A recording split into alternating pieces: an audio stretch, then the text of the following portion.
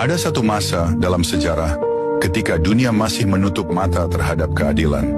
Ketika perempuan dianggap harta warisan, Al-Quran justru turun membawa perlindungan. Bukan slogan, bukan janji, tapi aturan yang tertulis jelas.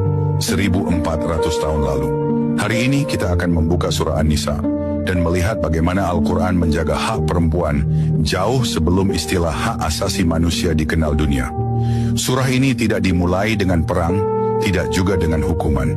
Surah An-Nisa dibuka dengan satu pesan besar, bahwa laki-laki dan perempuan berasal dari satu jiwa yang sama. Dan dari ayat-ayat inilah, kita akan melihat bagaimana Islam meletakkan perempuan bukan di pinggir kehidupan, tetapi di pusat keadilan sosial.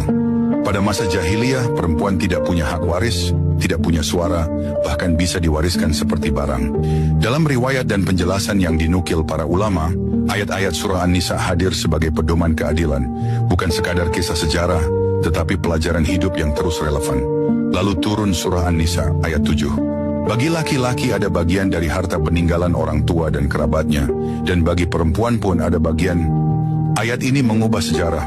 Untuk pertama kalinya, perempuan diakui hak ekonominya oleh wahyu. Bukan belas kasihan, tapi hak yang dijamin Tuhan. Al-Quran juga melindungi perempuan dari penindasan dalam pernikahan.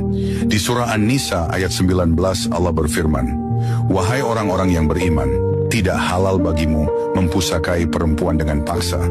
Artinya jelas, perempuan bukan milik siapapun, bahkan setelah pernikahan.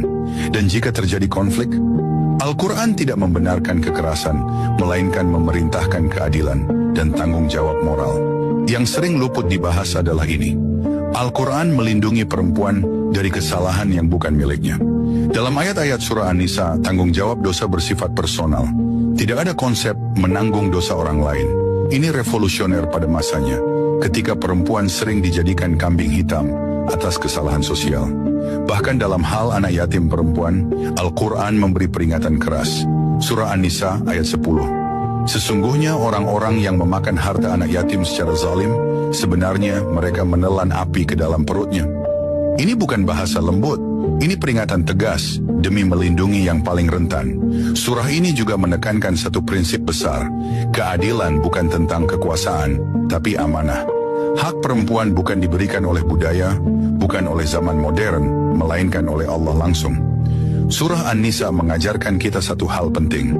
Islam tidak menunggu zaman berubah untuk menegakkan keadilan. Justru keadilanlah yang seharusnya mengubah zaman.